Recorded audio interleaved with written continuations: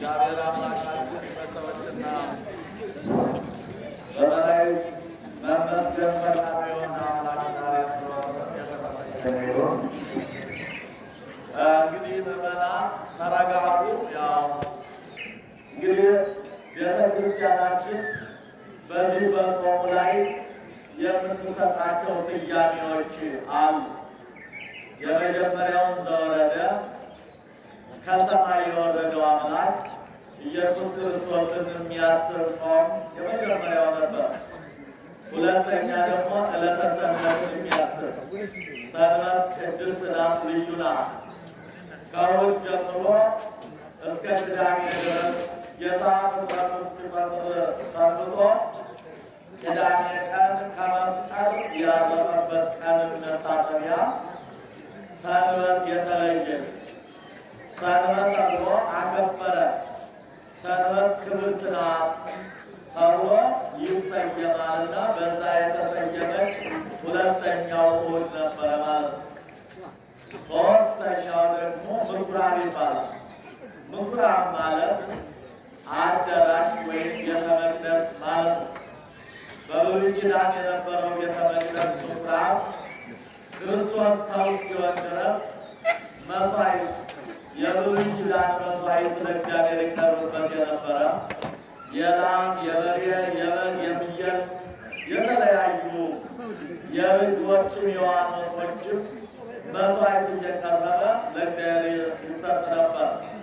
ያ የሚታወስበት ክርስቶስ ይህንን የብሉይ ኪዳን መሥዋዕት አሳልፎ ራሱን መሥዋዕት አድርጎ ሰጥቶናል። ያን የሚያስብ ነበር።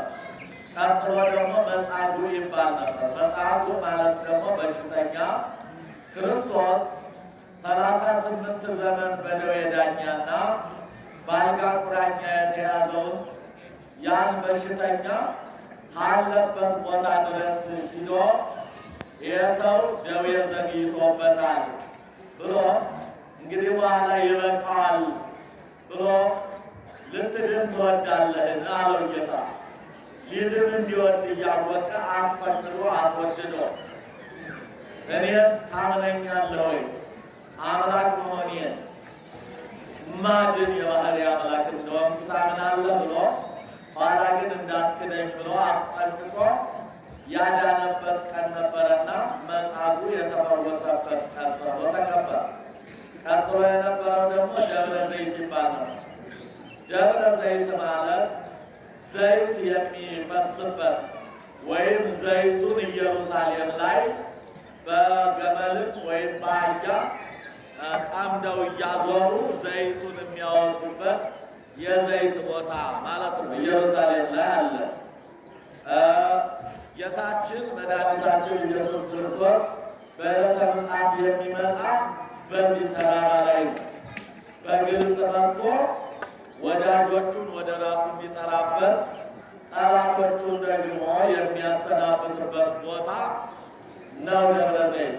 ያ የሚታሰብበት የሚመጣበት ቀን ደብረ ዘይት ሆኖ ዕለተ ሰንበት ምጽአት ከዕለተ ሰንበት አይወጣምና ያ የሚታሰብበት ነበር።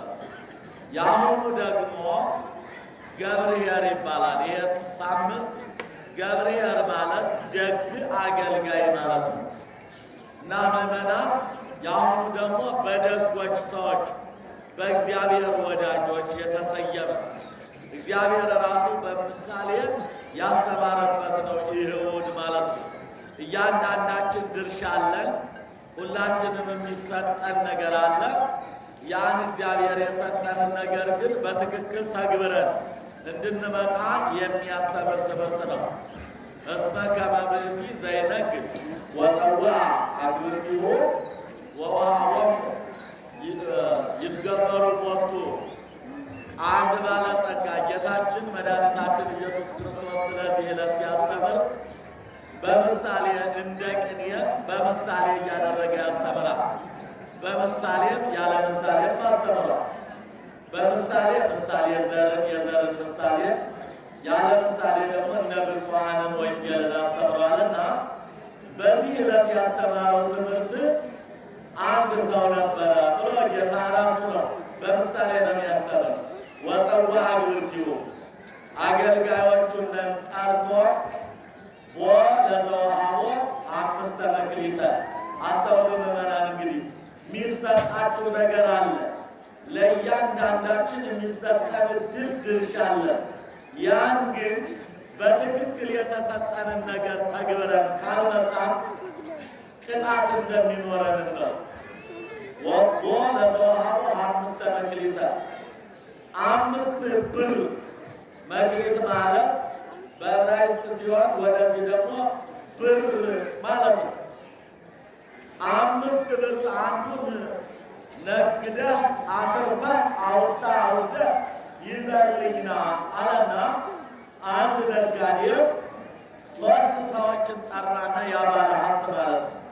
3 ሰዎችን ጠርቶ ለአንዱ 5 ብር ሰጠው። ስንት ሰጠው? ምመና 5 ብር ሰጠው። 5ቱን ብር 5 ጨምረህ 10 አድርገህ እንድታመጣልኝ አለው ይላል። ወሆ ለዘወሃቦ ክልኤተ መክሊተ ለአንዱ ደግሞ 2 ብር ሰጠው። 2ቱን ደግሞ 2 ጨምረህ ስንት አድርገው አለው? 4 አድርገህ አምጣው አለው። ለአንዱ ደግሞ 1 ብር ብቻ ሰጠው። እችን 1 ብር ደግሞ ስንት አድርጋት አለ? 1 ጨምረህ ስንት ትሆን? 2 አድርገህ ይዘና ተባሉ።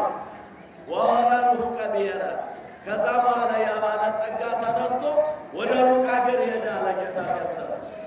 ወደ ሩቅ አገር ሄደ። ብዙ ጊዜ ከቆየ በኋላ ተመልሶ መጣ። እነዛን የሰጣቸውን ሰዎች ሊጠይቃቸው አትርፉበት ብሎ ስለሰጣቸው አትርፈው አምጥተው ያን በሚገባ ካቀረቡለት ሽልማት ሊሰጥ ከዛ በላይ ሹመት ሊሰጣቸው ከፍ ሊያደርጋቸው ቃል ኪዳን ገብቶላቸው ነበረና ሂዶ ሲመጣ ምን አደረጋችሁ ብሎ ጠየቃቸው። አሁን 3ቱን አቅርቦ የሰጠኋችሁን ምን አደረጋችሁ ብሎ ጠየቃቸው። 5 ብር የተቀበለው አኮኑም ወሀብከኒ ሀመሰ መካለየ ወናሁ ሀመስ መካለይ እለ ረአዩ ዲበ ሆነ አለ። ይሄ ማለት ሲተረጎም ጌታዬ ሆይ 5 ብር ሰጥተኸኝ ነበረ፣ ወጥቼ ወርጄ ደክሜ አቀበቱን ወጥቼ ቁልቁለቱን ወርጄ አግድመቱን ሄጄ ይኸው 5 ጨምሬ 10 አድርጌ አመጣሁልህ አለው። በዚህ ሰዓት ጌታው ምን አለው? ኦ ገብርኄር ወገብር ምእመን ዘበውእቱ ምእመነ ኮንከ ዲበ ብዙ ሰይመከ። አንተ በጎ አገልጋይ በጥቂቱ ታምነኸኛልና በብዙ ቦታ እሾምሃለሁ፣ ከፍ አደርግሃለሁ። ወደ እኛ ይመጣል። ሃይማኖት ተሰጥተናል። ምግባር እንድንጨምር ተሰጥተናል። የተሰጠን አደራ አለ። አደራችንን ከተወጣን ምዕመናን ብዙ ሹመት አለን፣ ብዙ ሽልማት አለን።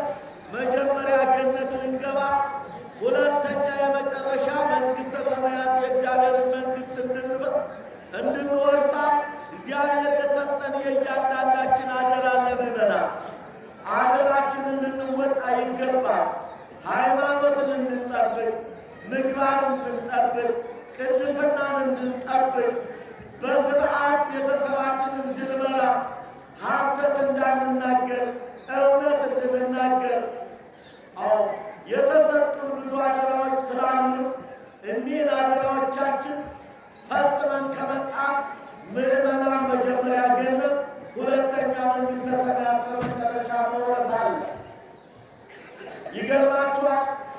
ግባ እኔ ወዳዘጋጀሁልህ ቦታ ግባ፣ ተሾም፣ ተሸለም፣ ከዚህ በኋላ በእኔ ቀኝ ትቀመጣለህ ብሎ ያ ሰው ያ ባለጸጋ 10 አድርጎ ያመጣውና እጅግ አከበረው ይላል። ሁላችንንም አደራችንን ተወጥተን በእግዚአብሔር ፊት ከመወቀስ ይሰውረን ይጠብቀን።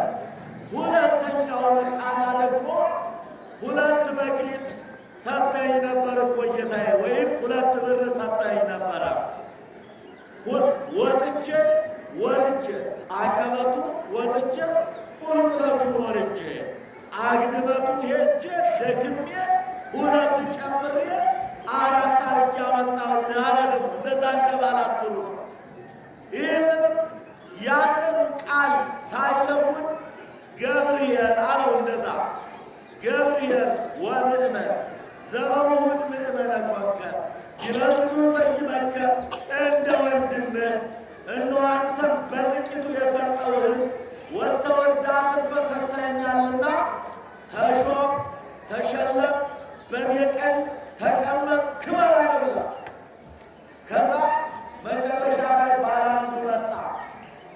ያ ባላንድ ግን ምናልባት እችነን ብር ወንበዴ ሊቀማኝ ይችላል ብሎ ቀብሯት ነበረ ይላል። ምን አደረክ? ያችን አንዲቱን ብር ምን አደረካት? ሁለት አረክ ብሎ ቢጠይቀው አይ እኔ አለ እንዲያውም ስድብ ሰነዘረበት ነው የሚለው ወንጌሉ። እንዲህ ይላል አአምረከ ከመድሩክ ብእሲ አንተ ታስተጋብ ዘይዘረውከ ታአርም ዘይዘራይከ ታስተጋብ ዘይዘረውከ። እንዲያውም አንተ ጨካኝ ሰው እንደሆንክ አውቄ አለ። አያችሁ ስድብ ግን ጨካኝ ሰው እንደሆንክ አውቄ ያልዘራኸውን የምታጭድ ያልበተንከውን የምትሰበስብ እንደሆንክ አውቄ ወስጄ ጥልቅ አድርጌ ጉድጓድን ቆፈርኩና እዛ ቀበርኩና አለ። ይገርማችኋል። ከዚህ በኋላ እንግዲህ የራሱን ስንፍና ተመልከቱ። ወደ ባለ ጸጋ ወይም ወደ ባለ ገንዘቡን ያዞረው። ዛሬ በታማኝነት ተሰጥተን በታማኝነት አደራ ከተሰጠን በኋላ የራሳችንን አደራ ሳንወጣ ተመልሰን ወቃሽ የምንሆን ከሆነ ተጠያቂ ማን ይሆናል? ሳጩ ነው ተጠያቂ ወሳጩ ይሆናል። የራሳችን ችግር በሰው መለጠፍ ማለት እኮ ነው። አንተ አለ አያውቀውም ያን ባለጸጋ። አስቡ፣ አንተ ያልዘራኸውን ብታጭድ ያልዘራውን የሚያጭድ እንደሆነ አያውቅም። ሐሰት ተናገረ ማለት እኮ ነው።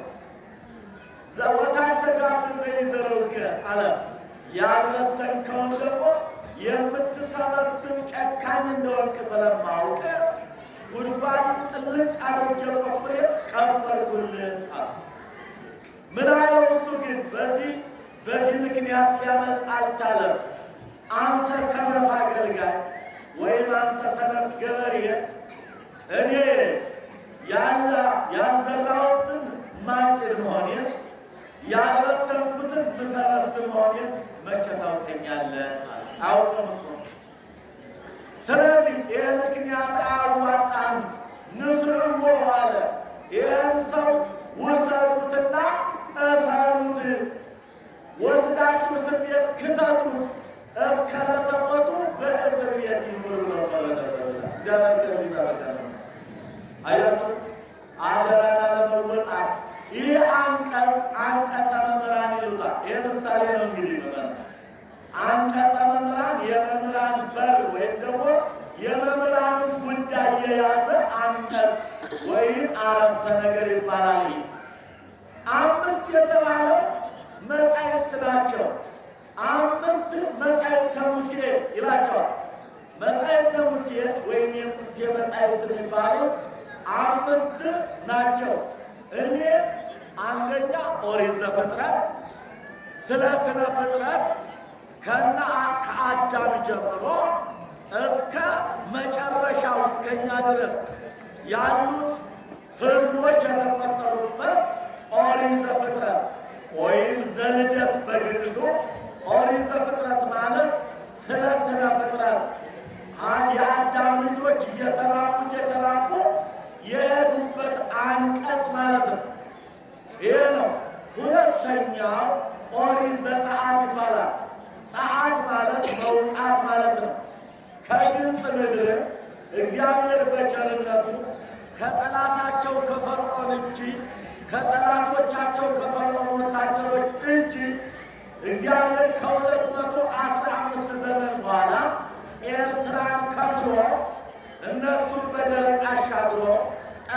ልጆቻቸውን ግን በኤርትራ ባህር አስጥሞ ከግብፅ ያወጣበት ክፍል ኦሪት ዘጸአት የመውጣት መጽሐፍ ይባላል።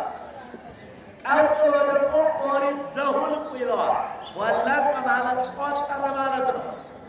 እያንዳንዳቸው 12ቱ ነገዶች እያንዳንዳቸው በቅደም ተከተል ከሮቤል ጀምሮ ስምዖን እያለ የሚቆጥርበት ልክ የእስራኤል ትውልድ በየነገዱ በደረጃ የሚቆጠሩበት ወይም እየነገዳቸው የሚታወቁበት ክፍል ኦሪት ዘኍልቍ የቁጥር መጽሐፍ ይባላል። ቀጥሎ ዘሌዋውያን ይባላል። ሌዋውያን ማለት ሌዊ ማለት የያዕቆብ ልጅ ነው፣ ከልያ የተወለደ በሌዊ ሌዋውያን። ሌዊ የክህነት መነሻ ማለት ነው። ክህነት የተነሳው ከሌዊ ነው።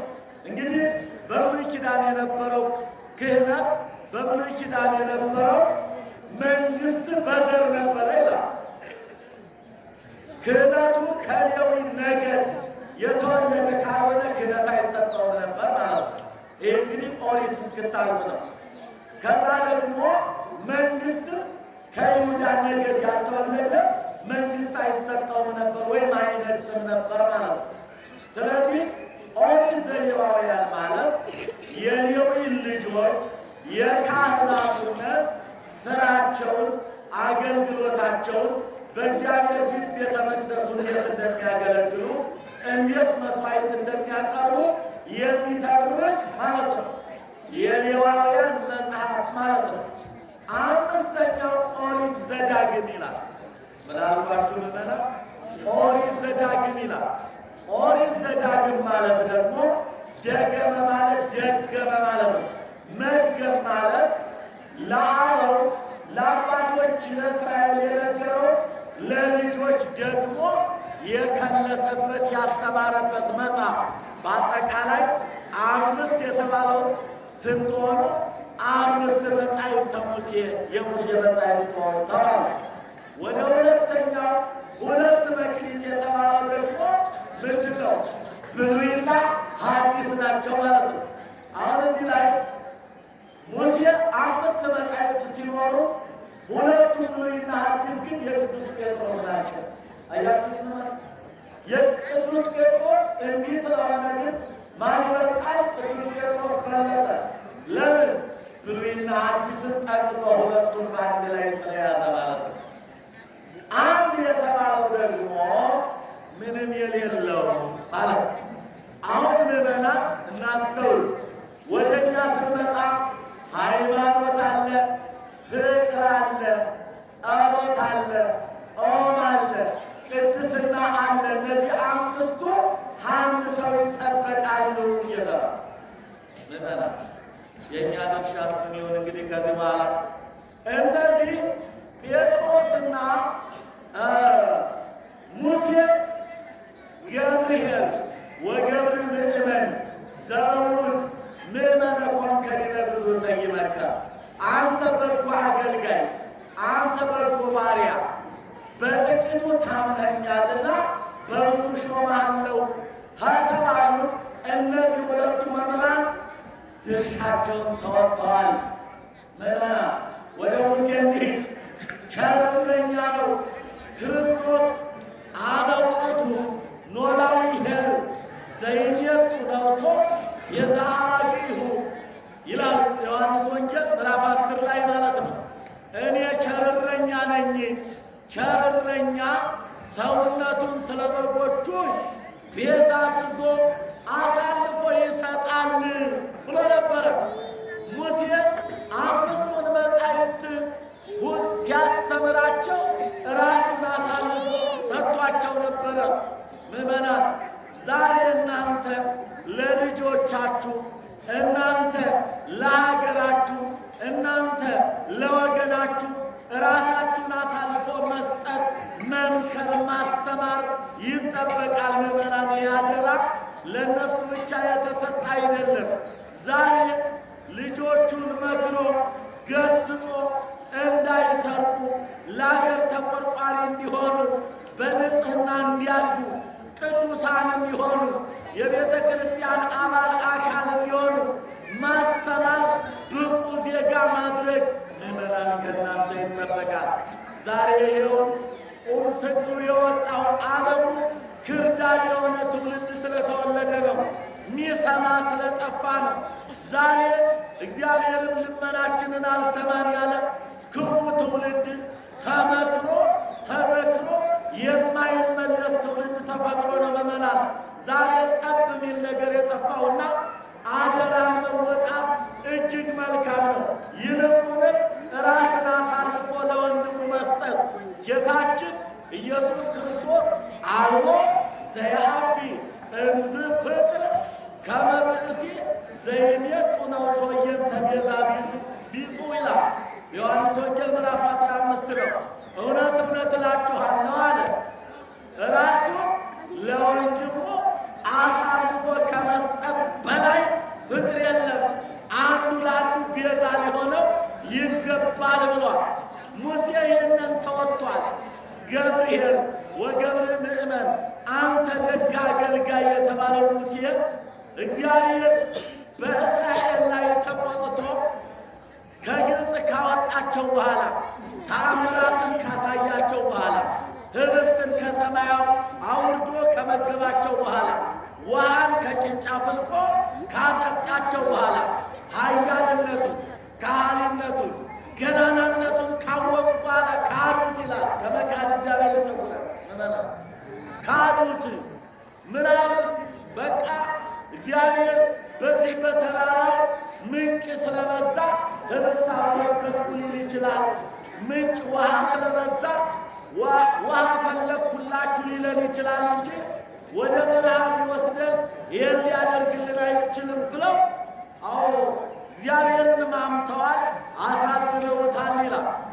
እንዲያውም የበለጠ ሙሴ በተለይ በዚች ጾም ላይ ዛሬ እኛ 40 ጾም የምንጾምበት ምክንያት አምላካችን መድኃኒታችን ኢየሱስ ክርስቶስ በአብይ ጾም ትልቅ ጾም አብይ ትልቅ ያለው ምክንያት ሁዳዴ ይባላል። የንጉሥ ሁዳድ የተከበረ ስለሆነ ማለት ነው። ንጉሥ ክርስቶስ ገዳመ ቆሮንቶስ ገብቶ ለአርአያና ለምሳሌ የጾመውን ክርስቶስ አይከብር፣ ክቡር ነው። ክርስቶስ ጽድቅ አይሻ፣ ራሱ ጻድቅ ነው።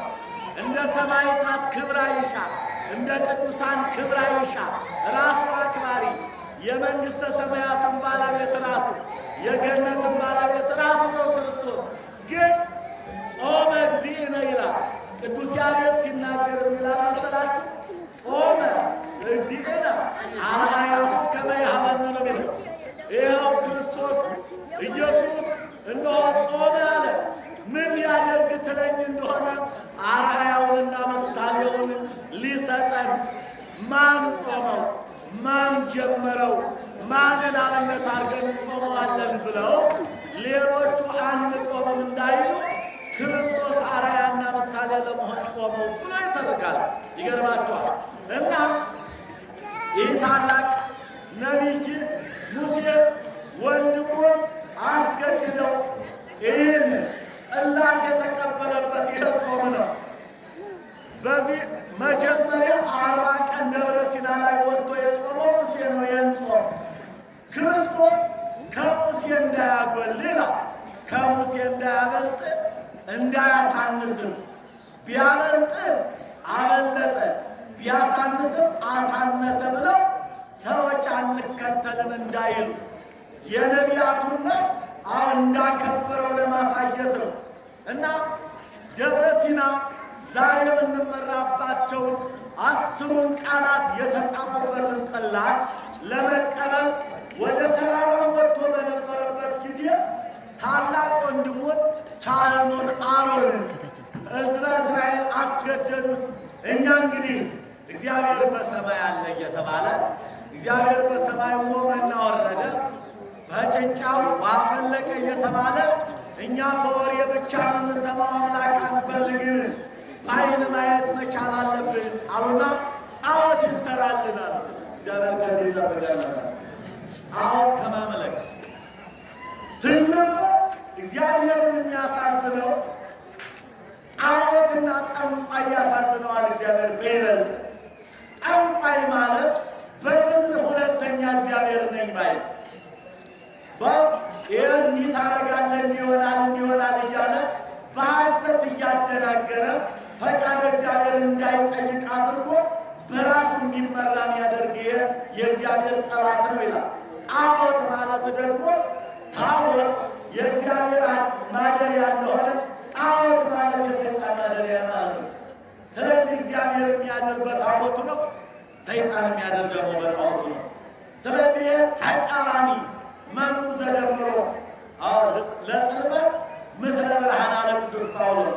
ጨለማን ከብርሃን ጋር ማን እንዳደረገው ቤልሆርን ከክርስቶስ ጋር ዲያብሎስን ከክርስቶስ ጋር ማን እንዳደረገው ስንዴን ከክርዳድ ጋር ማን እንዳደረገ ቅዱስ ጳውሎስ።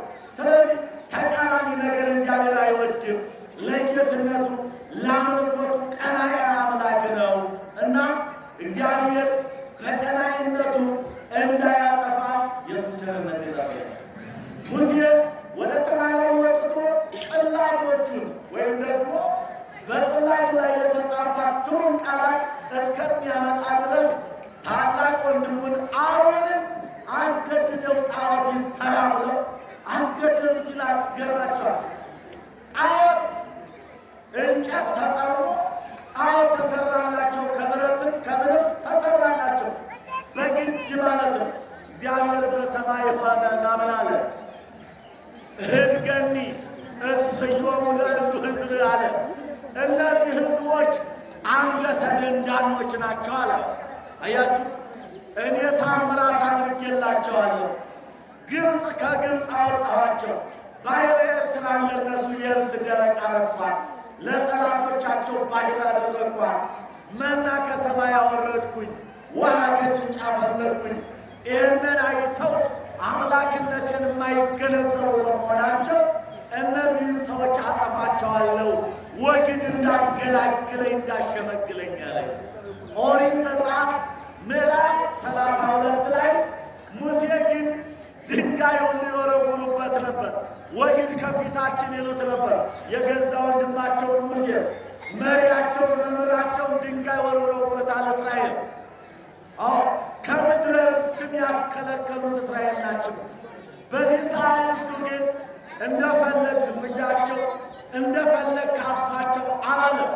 እምትስዮሙ ለእሉ ጠስየኒ እመጽሐፈ ሕይወት ከዘጻፍከኒ፣ እነሱም ከምታጠፋቸው እኔን ለሕይወት ብለህ ከጻፍከኝ መጽሐፍ ደምሰኝ አለና እንዲያውም ይላል ወዳጆች የሞቱትን አብርሃምን ይስሐቅን ያዕቆብ ተዘከር አብርሃምሃ ይስሐቅሃ ወያዕቆብሃ።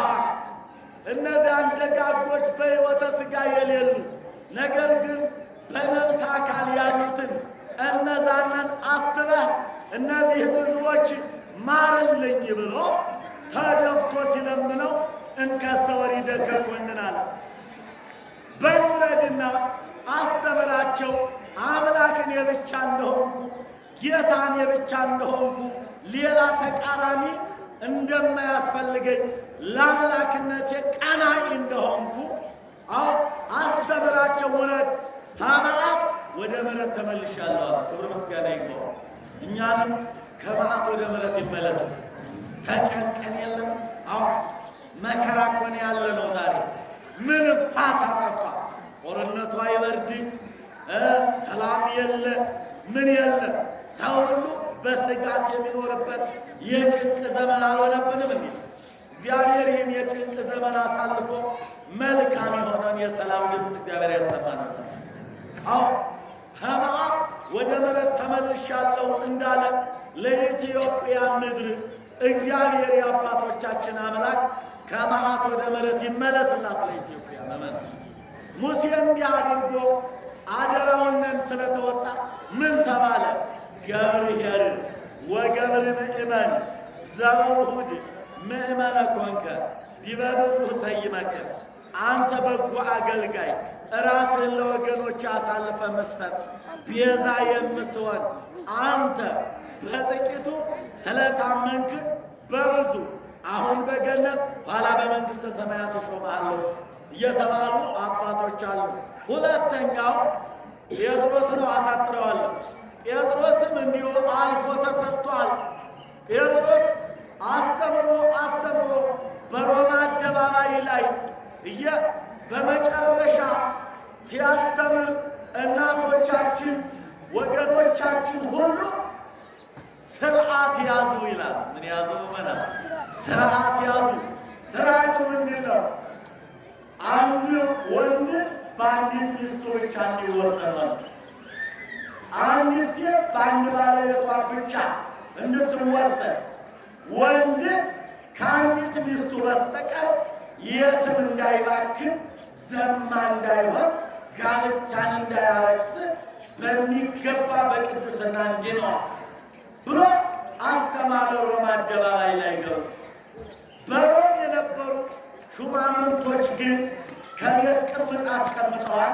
እንደገና በየቦታው ደግሞ ሌላ ቅምጥ አስቀምጠው እንደፈለጉ የሚፋልሉበት ወይም ደግሞ የሚሄዱበት ጋጠ ወጥነት ዛሬም ሰፍኗል። ቤተሰብና ቤተሰብ እየተለያየበት ያለ ይሄ ነው። በረሃ ላይ ሌላ ቅምጥ፣ ደጋ ላይ ሌላ ቅምጥ፣ በሌላ መውለድ አሁን አንድ ሆኖ እያለ ክቡሩን ጋብቻ እግዚአብሔር አንድ አዳምን ለአንዲት ሔዋን አንዲት ሔዋንን ለአንድ አዳም ሰጥቶ ሁለት ብቻ የፈጠረው 5 6 በማድረግ እግዚአብሔር የሚያዝንበት ዘመን ይሄ ዘመን ነው። እግዚአብሔር ይህን ዘመንም ያስታክስልን ወገኖች። አሁን ስርዓት አስተማረን ነው። በሕግ ኑሩ። አንድ ሰው አንዲት ሚስቱ ብቻ እንዲኖር፣ አንዲት ሴት በባሏ ብቻ እንድትኖር፣ ይሄ ቅዱስ ጋብቻ ይባላል ብሎ አስተማረ። በሮማ አደባባይ የነበሩ መኳንንት ግን እንደፈለጉ የትን እየፋለሉ ሲመጡ አይ ቅዱስ ጴጥሮስ ያስተማረው ትምህርት አንድ ወንድ ለአንዲት ሴት፣ አንዲት ሴት ለአንድ ወንድ ብቻ ነው። ስለዚህ አንተ ቅምጥ አስቀምጠህ የኔ ባለቤት ልትሆን አትችልም ማለት ሲል በዚህ ሰዓት ለምን እንደፈለግኩ ማልዘል፣ እንደፈለግኩ የትም ደርሼ ማልመጣ ለምን እቆጠባለሁ? ማን ነው ይህን ያስተማረ አሉ መኳንንቱ። ጴጥሮስ ነው ተባለ። ጴጥሮስ ነው ይህን ያስተማረ። ይህን ጴጥሮስ የሚባል መምህር መግደል አለብን ተባለ። ምን ስላስተማረ? ሕግን ስላስተማረ፣ ቅድስናን ስላስተማረ በሕግ አሁን እኮ ልብ በሉ ምእመናን፣ አንድ ግንዛቤ መስጠት ፈልጋለሁ። ሁለት ሚስትን ማን አስተማረ? ይገርማቸው። ዲያብሎስ እኮ ነው ያስተማረው። ክርስቶስ አንዲት ሔዋንን ለአንድ አዳም ብቻ ነው የሰጠ። ኋላ ግን ይላል አቤልና ቃየል ሁለቱ ወንድሞች በሁለቱ ሴቶች ልጆች አንዲቱ መልከኛ ነበረ፣ አንዲቱ ደግሞ ጠየም ብላ ያን ያልነበረች ይላል። አራርቀህ አጋባ የሚል ወደፊት ሕጉ ከዝምድና እንዳይሆን ጋብቻ ከባዕድ እንዲሆን አዳም የመጀመሪያው ነቢይ ስለሆነ ከመጀመሪያው ልጁ ከቃየል ጋር የተወለደችው ወደ አቤል አስተላለፋት ይላል። አቤል ጋር የተወለደችው ወደ ቃየል ወሰዳት ይላል። በዚህ ጊዜ ተጣሉ። አይ ከተጣላችሁ መስዋዕት ሰውና እግዚአብሔር የፈቀደለት ያችን የተጣላችሁባትን አንዷን ያገባል አለ። ይህ እንግዲህ አዳም ፍርድ ነበር።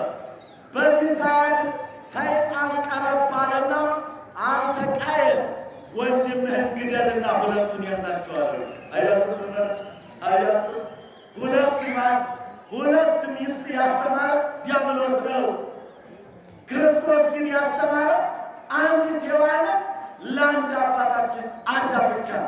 ዛሬ ዓለሙ የተከተለው ዲያብሎስ ያስተማረውን ትምህርት ነው። በዚህ ሰዓት ወንድሙን ገደለና የጠላትንም የወደዳትንም ሁለቱንም አንድ አድርጎ ያዘ። ሁለት ሚስት ማግባት ያስተማረ ዲያብሎስ ነው። ዛሬ ሁለት ሚስት ቅምጥ የሚያስቀምጥ ከደጋ ያለችውን የሚያሳዝን ከቤት ያለችውን መሬት ወልዳ ከብዳ ስንት ጀግና ያሳደገችውን ስንት ወይዘሮችን ያሳደገችውን የሚጦሩ የሚፈጩ እያናደዱ የሚገሉ አባወራዎች እነዚህ ከፍርድ አባ እግዚአብሔር በቸርነቱ ግን ቁጥቦች ያደርገን። አሁን እንደ አባቶቻችን ይህ ራሱ አደጋ ነው። ምዕመናን በአጠቃላይ የእግዚአብሔር ሕግ ሲጣስ እግዚአብሔር ከፍርድ ወደኋላ አይልም፣ ይፈርዳል። ዝም ዛሬ ንስሐ የለም፣ ከበደል መመለስ የለም። ልብ ጠንክሯል፣ እግዚአብሔር ዝም አለ። የት ሄደ እስከሚባል ስለዚህ እኛ በሕጉ መሄድ ግድ ይለናል። ቅዱስ ጴጥሮስ ይህን ካስተማረ በኋላ ለምን ገደለን? ለምን ቁጥቦች ሆነ? በአንዲት ሚስት ኑሮ ለምን ተማለ አሉና የሮም መኳንንት ጴጥሮስን መፈለግ ጀመሩ። ከኔ ጋር ናችሁ? ጴጥሮስን አሁን የፈለጉት ለምን ነው? ለምን ገደለን?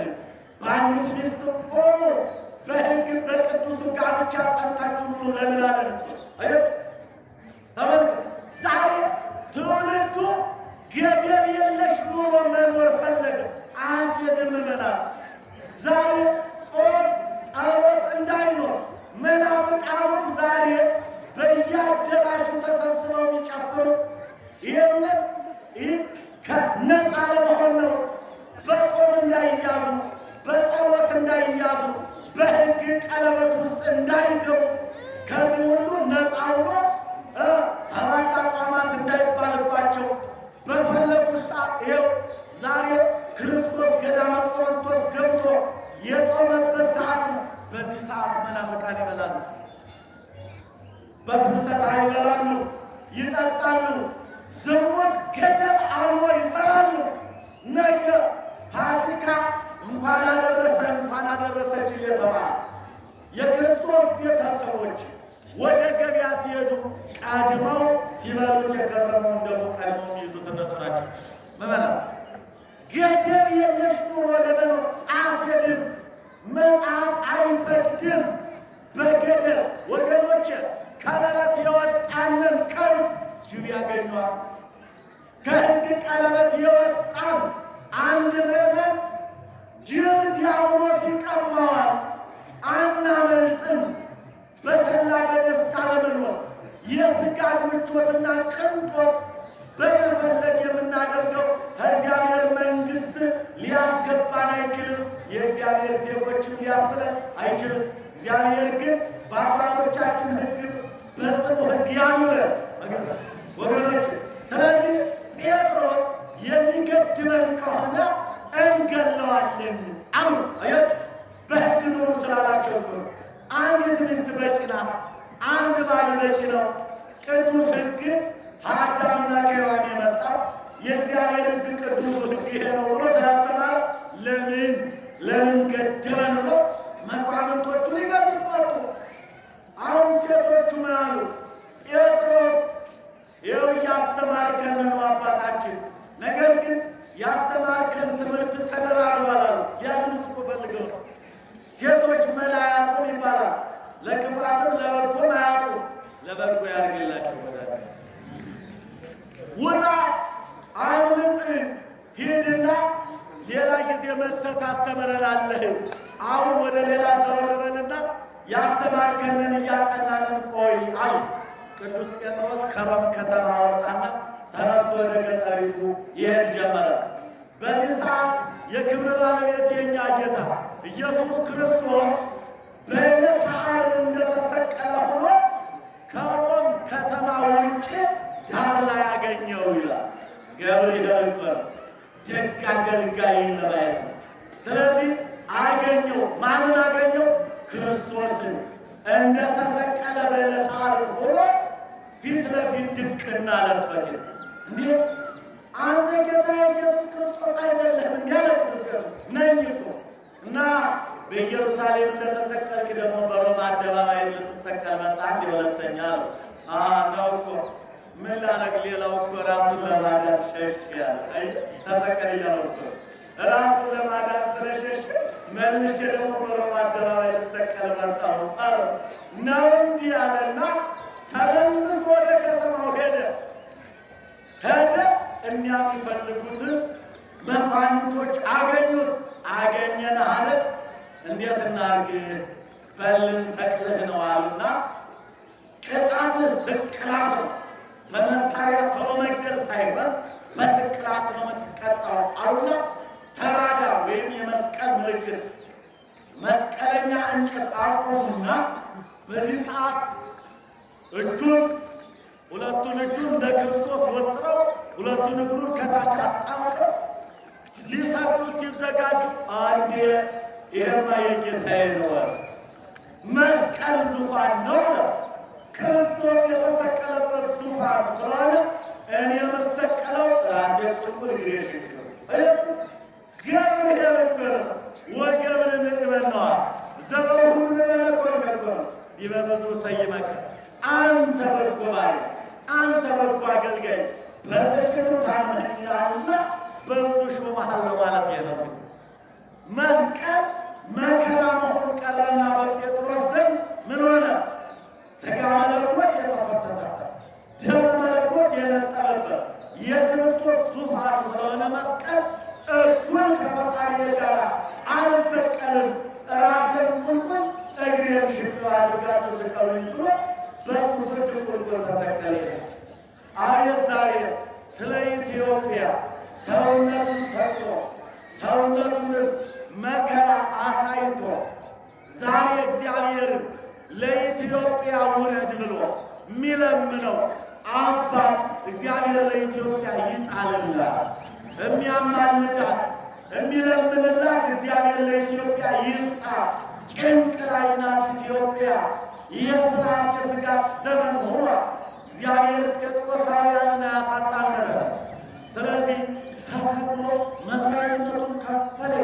ወገኖቼ ዛሬ አገራችንን መወጣት መቻል አለብን። ምዕመናን ከሕግ ከገደል ለመውጣት ከጾም ከጸሎት ለመውጣት የምናደርገው ሩጫ ይቅር። ምዕመናን እንዲህ እንዳይመስላችሁ አንድ ነገር ብያችሁ ልጨርስ። እግዚአብሔር ወዳጆቹ ታምነው የቆዩትን ወዳጆች ከመከራ ማውጣት ያውቅበታል። እንዳይመስላችሁ በዛም ዘመን በኖህ ዘመን ሁሉ ኃጢአት ሰርቶ ተጨማልቆ እግዚአብሔርን ሲያሳዝን ወዳጁ ኖህ ሕጉን ጠብቆ ቢቆይ መርከብ ሰርቶ ወደ ገነት አወጣው። ምመላ እንዳይመስላችሁ ሲበድሉ አይተን እንበድል። ዓለሙ የሚያደርገውን እኔ ብቻ ምጨነቅ እኔ ብቻ እንደ ሰው እንጂ የሚለው አያዋጣም። ምመናል የራሳችን ድርሻ ተሰጥቶናል። የተሰጠንን ሕግ እንጠብቅ። እግዚአብሔር በዛን ሰዓት እኛ ተጠብቀን በጾም በጸሎት ስንቆይ እኛን ወዳጆቹን የሚሰውርበት መሰውሪያ ብዙ አለ። ቀጥሎ ሎጥ በዛን ዘመን በነበረበት ጊዜ ኦሪት ዘፍጥረት ምዕራፍ 19 ላይ ዛሬ ሕገ መንግሥት የተለቀቀለት ግብረ ሰዶም ያን ጊዜ በነ ሎጥ ዘመን በሰዶም አገሪቱ ሰዶም የተባለችው ይሄን ክፉ ሥራ ስለሰሩ ነው። ነገር ግን ሎጥ ከነ ልጁ ከነ ሚስቱ ተጠብቆ በሕግ ስለቆየ እግዚአብሔር ከሰማይ ይላል ሚካኤልንና ገብርኤልን አውርዶ እችን አገር ድኝ አረብርቡባት አለ። ድኝ ማለት አቀጣጣይ መርዝ ማለት ነው። በሉ ነስንሱባት። ወዳጀን ሎጥን ግን ጎትታቸው አውጥታል። እያችሁ ሁለት ሚካኤልና ገብርኤል አንዱ በቀኙ አንዱ በግራው ይዘው ከነ ሚስቱ ከነ ልጆቹ ጎትተው ዓለም ኃጢአት ሲሰራ ሰዶም ሲሰራ አንተ በሕግ ተጠብቀ ስለቆየ አንተን እንድናድንህ እግዚአብሔር ልኮናል ብለው በሁለት እጁ መዘው ወደ ተራራ አውጥተው ሰዶምን በሳት አቀጣጥለዋል። ዛሬ ዓለም ሲጨፍር ዓለም እንዳልሆነ ሲሆን ጾሙን ጸሎቱን ሲተወው ሲጨፍር ሲባልቅ ዛሬ የጾመ ዛሬ የጸለየ ዛሬ እግዚአብሔርን ያሰበ ዛሬ ገዳመ ቆሮንቶስ ክርስቶስ መውረዱን አስቦ የጾመ የጸለየ ነገ ክርስቶስ ከሚመጣው መከራ ይከልለዋል፣ ይከልለን። ወገኖች እንግዲህ የተወደዳችሁና የተከበራችሁ የክርስቶስ ቤተሰብ ጸጥ ብላችሁ ስለሰማችሁኝ እጅግ በጣም አመሰግናችኋለሁ። ሱባኤያችንን በሰላም አስፈጽሞ ለመድኃኔ ትንሣኤው ለዕርገቱ ያደርሰን። ገብርኄር ወገብር ምእመን ዘበሁድ ምእመነ ኮንክ ዲበ ብዙ ሰይመክ። አንተ በጎ አገልጋይ ምእመን፣ ሁላችሁም እያንዳንዳችሁ ሁላችንም ኃላፊነታችንን ተወጥተን እግዚአብሔር ያዘዘንን ሰርተን የመንግሥቱ ወራሾች የስሙ ቀዳሾች ሁነን ክብሩን እንድንወርስ በመጨረሻ ቅዱስ ሥጋውንና ክቡር ደሙን በልተን ጠጥተን ከእሱ ጋር እንድንኖር